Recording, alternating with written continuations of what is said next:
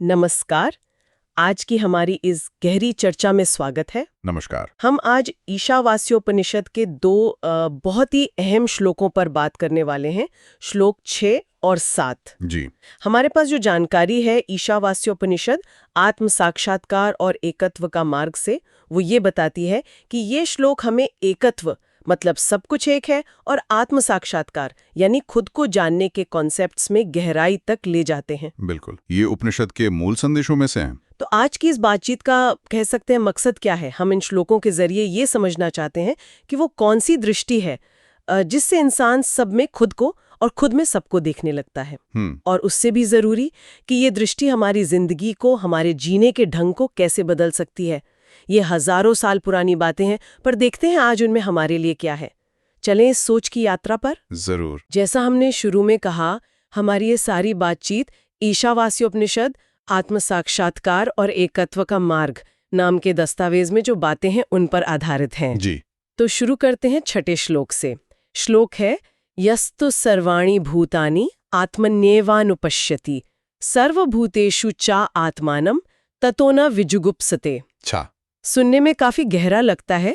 इसका असल मतलब क्या है, इसे थोड़ा खोलिए ना। हाँ, इसका सीधा सा अर्थ है कि जो व्यक्ति सभी प्राणियों को, मतलब सारे जीव जंतु, इंसान, सबको अपनी ही आत्मा में देखता है। अपनी आत्मा में। हाँ, और फिर उसी तरह सभी प्राणियों में अपनी ही आत्मा को देखता है। तो इस अनुभव के बाद वो किसी से घृणा नहीं करता, किसी में दोष मतलब कमी या बुराई नहीं देखता। किसी से घृणा नहीं करता, ये तो अपने आप में बहुत बहुत बड़ी बात लगती है। लेकिन ये होता कैसे है? क्या सिर्फ ये जान लेने से कि सब एक हैं नफरत खत्म हो जाती है? ये बहुत अच्छा सवाल है। देखिए, स्रोत बताता है कि ये सिर्फ दिमागी जानकारी नहीं है, ये एक गहरे अनुभव का, एक एहसास का नतीजा है। अच्छा। ये उस व्यक्ति की बदली हुई दृष्टि, उसका नजरिया है जिसने आत्मज्ञान पा लिया है, मतलब अपनी असलियत को पहचान लिया है। जब ये समझ बहुत गहराई से उतर जाती है कि दुनिया के सारे जीव, चाहे छोटे हों, बड़े हों, अच्छे हों, बुरे हों, सब के सब उसी एक परम तत्व के, जिसे उपनिषदों में ब्रह्म कहा गया है, उसी के अलग अलग रूप हैं। अच्छा, मतलब सब एक ही चीज के हिस्से हैं। हाँ, बिल्कुल। तो व्यक्ति हर प्राणी में, हर घटना में उसी एक चेतना, उसी आत्मा की झलक देखने लगता है। यही असल में आत्म साक्षात्कार है, अपनी आत्मा को सब में देखना और सबको अपनी आत्मा में महसूस करना। अब जरा सोचिए, जब दूसरा कोई रहा ही नहीं, जब सब कुछ अपने ही वजूद का फैलाव लगने लगे, तो फिर घृणा या नफरत किससे होगी? सही बात है। वो दूसरेपन का, भेदभाव का भाव ही खत्म हो जाता है। इसलिए श्लोक में न विजुगुप्सते शब्द आया है, जिसका मतलब है घृणा या जुगुप्सा वो टिक ही नहीं पाती। स्रोत के मुताबिक ये नफरत का सिर्फ न होना नहीं है, बल्कि उस नजरिए से नफरत का हो ही न पाना है। अच्छा, मतलब असंभव हो जाता है। हाँ, असंभव। ये वो आध्यात्मिक समझ है जहां प्यार और करुणा मतलब दया किसी कोशिश से नहीं आते, बल्कि अपने आप बहते हैं, क्योंकि सब अपना ही रूप नजर आता है। तो ये दृष्टि एक तरह से हमारे सोचने और महसूस करने के पूरे तरीके को ही बदल देती है। ये सिर्फ एक नैतिक सलाह नहीं हुई कि सबसे प्यार करो, बल्कि ये उस अंदरूनी सच्चाई का बयान है जहां प्यार के अलावा और कुछ मुमकिन ही नहीं रहता। ये तो क्रांतिकारी बात है। बिल्कुल, ये समझ का एक नया स्तर है। ठीक है, तो इस समझ के बाद अब 7वें श्लोक पर आते हैं। श्लोक है यस्मिन् सर्वाणि भूतान्य आत्मैवाभूत विजानतः तत्र को मोह कह शोक एकत्वम अनुपश्यतः। 7। ये छठे श्लोक वाली दृष्टि का अगला कदम लग रहा है। ये किस अवस्था की बात कर रहा है? हाँ, बिल्कुल। ये छठे श्लोक में बताए गए ज्ञान के नतीजे को और साफ करता है। इसका अनुवाद है जिस जानने वाले के लिए विजानत, यानी जिसने अनुभव से जान लिया है। सभी प्राणी खुद आत्मा ही बन गए हैं, आत्मैव अभूत, यानी आत्मा ही हो गए। सब प्राणी आत्मा ही बन गए। हाँ, मतलब उसने सब में सिर्फ आत्मा को ही देखा है। तो ऐसे ज्ञानी के लिए मोह यानी किसी चीज से गलत किस्म का लगाव कैसा, और शोक यानी दुख कैसा, क्योंकि वो तो हर पल हर जगह सिर्फ एकत्व मतलब उस एकता का ही अनुभव कर रहा है। मोह और शोक, ये तो जिंदगी की शायद सबसे बड़ी सच्चाइयां लगती हैं। हम सब किसी न किसी चीज से मोह रखते हैं, किसी न किसी बात का शोक दुख मनाते हैं। ये श्लोक कह रहा है कि दोनों ही खत्म हो जाते हैं। ये कैसे मुमकिन है? हाँ, और यही बात और भी कह सकते हैं प्रैक्टिकल हो जाती है। स्रोत के अनुसार मोह और शोक पैदा ही तब होते हैं जब हम चीजों को अलग अलग करके देखते हैं। इसी को द्वैत या डुअलिटी कहते हैं। द्वैत। हाँ, जैसे मैं और तुम, मेरा और तेरा, अच्छा और बुरा, कामयाबी और नाकामी, ये सारे जो बंटवारे हैं ना, यही मोह की जड़ बनते हैं। हम किसी चीज को अपना मानकर उससे जुड़ जाते हैं, ये मोह है। और जब वो चीज बदलती है या हमसे दूर होती है तो हमें दुख होता है, ये शोक है। ये तो रोज होता है। बिल्कुल।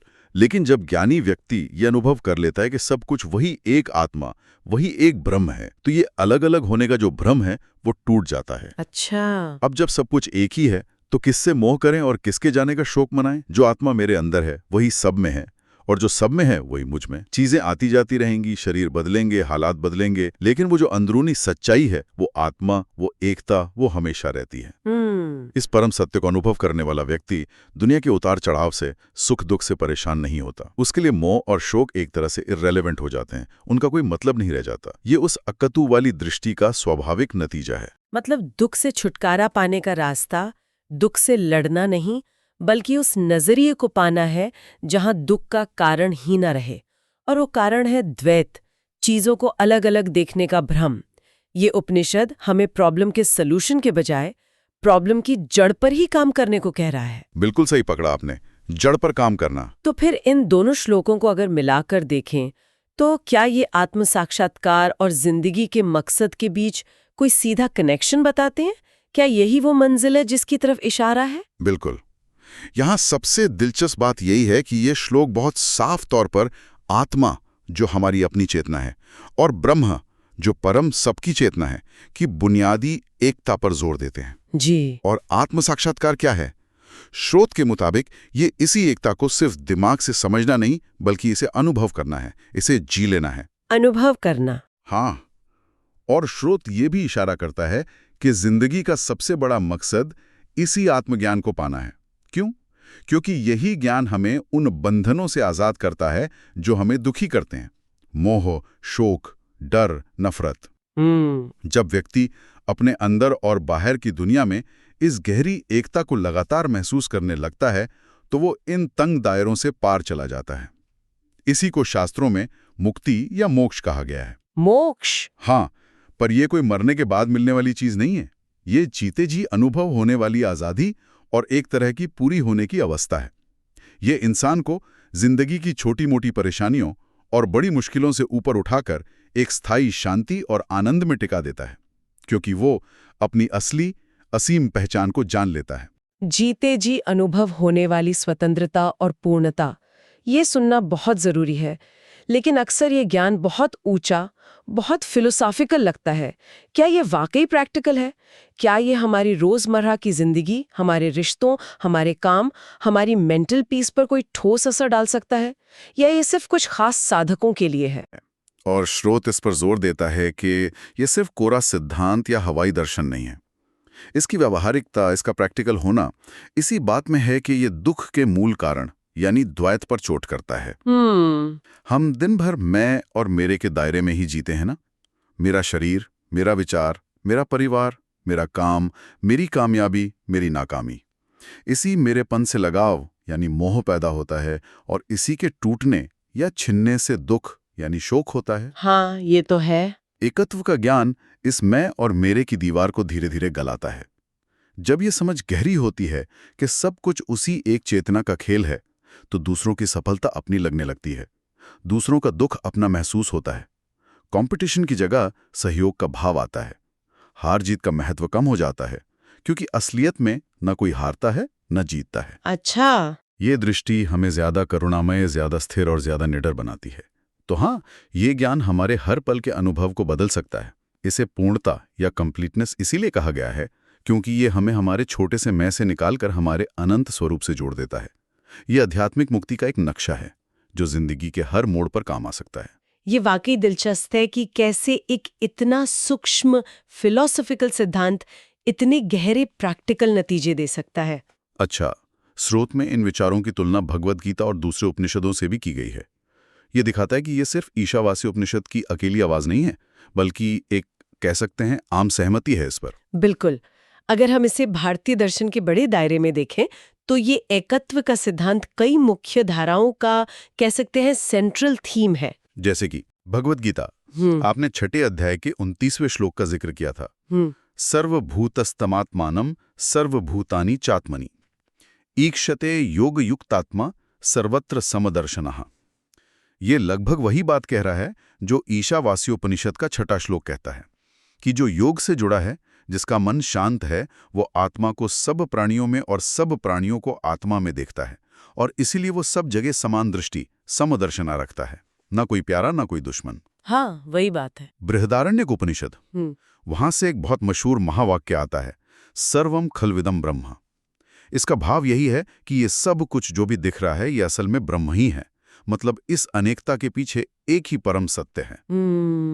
जब ये अनुभव हो जाता है कि सब कुछ ब्रह्म ही है, तो फिर भेद कहाँ रहा, अलग क्या रहा, मोह और शोक के लिए जगह ही कहाँ बची? ये भी उसी अद्वैत यानी नॉन ड्युअलिटी के सिद्धांत की पुष्टि करता है। अच्छा। तो आप देख सकती हैं, चाहे गीता हो, बृहदारण्यक हो या दूसरे उपनिषद, ये संदेश बार बार आता है कि आत्मा और ब्रह्म एक हैं, और इस एकता का अनुभव ही ज्ञान है, यही मुक्ति है। आत्म साक्षात्कार का ये रास्ता, जिसमें व्यक्ति खुद को इस पूरी कायनात से जुड़ा हुआ महसूस करता है, ये भारतीय अध्यात्म की रीढ़ है। अलग अलग ग्रंथ इसे अलग अलग एंगल से समझाते हैं, लेकिन पहुंचते इसी एक चोटी पर हैं। तो आज की इस पूरी चर्चा को अगर समेटना हो, तो वो कौन सी मुख्य बातें होंगी जो हमारे सुनने वालों को याद रखनी चाहिए? मेरे ख्याल से पहली बात तो यही, मेरे लिए जो सबसे बड़ी बात उभर कर आई है वो ये कि ईशावास्योपनिषद के ये 2 श्लोक 6वां और 7वां हमें एक बिल्कुल अलग, एक क्रांतिकारी नजरिया देते हैं। अपने आप को सब में देखो और सबको अपने आप में देखो। ये सिर्फ एक अच्छी सोच नहीं है, बल्कि एक गहरा बोध है, एक एहसास है। सही। और इस बोध का सीधा नतीजा है घृणा, दूसरों में कमी देखना, मोह और शोक जैसी नकारात्मक भावनाएं। और दुख ये अपने आप खत्म हो जाते हैं, वो गायब हो जाते हैं, क्योंकि उनका आधार, वो अलगपन ही खत्म हो जाता है। बिल्कुल, उनका कारण ही नहीं रहता। दूसरी बात, इस एकता का अनुभव ही आत्म साक्षात्कार है, और यही जीवन का परम लक्ष्य या मोक्ष का रास्ता है। और ये सिर्फ ईशावास्य उपनिषद नहीं कह रहा, गीता और दूसरे उपनिषद भी इसी सच्चाई की तरफ इशारा करते हैं। बिल्कुल। जीवन की सार्थकता इसी एकता को अनुभव करने में है, जो हमें हमारे छोटे से दायरे से निकालकर अनंत से जोड़ती है। बिल्कुल सही कहा आपने। और एक महत्वपूर्ण पहलू जो श्रोत बार बार बताता है, वो ये कि ये सिर्फ पढ़ने, सुनने या सोचने विचारने की बात नहीं है। हाँ। ये एक अनुभवजन्य सच्चाई है, एक्सपीरियंशियल ट्रूथ। इसे अपनी जिंदगी में उतारना, इसे महसूस करना ही असली चुनौती है और असली उपलब्धि भी। ये बुद्धि के लेवल से उतरकर दिल का और फिर पूरे वजूद का सच बनना चाहिए। और सुनने वालों के लिए एक आखिरी ख्याल छोड़ते हुए, उपनिषद जिस गहरी एकता की बात कर रहे हैं, क्या कभी हमें अपनी जिंदगी में उसकी एक हल्की सी झलक मिली है? कैसी झलक? शायद प्रकृति की खूबसूरती को देखकर, किसी संगीत या आर्ट में पूरी तरह डूबकर, या किसी अपने के साथ बहुत गहरे प्यार या हमदर्दी के पल में। क्या कभी ऐसा लगा कि सारी हदें मिट गईं और हम किसी बहुत बड़ी चीज का हिस्सा बन गए? हाँ, कभी कभी ऐसा महसूस होता है। श्रोत हमें ये सोचने के लिए उकसाता है कि शायद वो अनुभव जिन्हें हम अक्सर नजरअंदाज कर देते हैं, वही उस परम सत्य के छोटे छोटे इशारे हैं। शायद वो एकता हमारी रोजमर्रा की जिंदगी में ही छिपी है, बस हमें उसे पहचानने और सहेजने की जरूरत है। इस पर सोचा जा सकता है। बहुत खूबसूरत विचार है ये सोचने के लिए।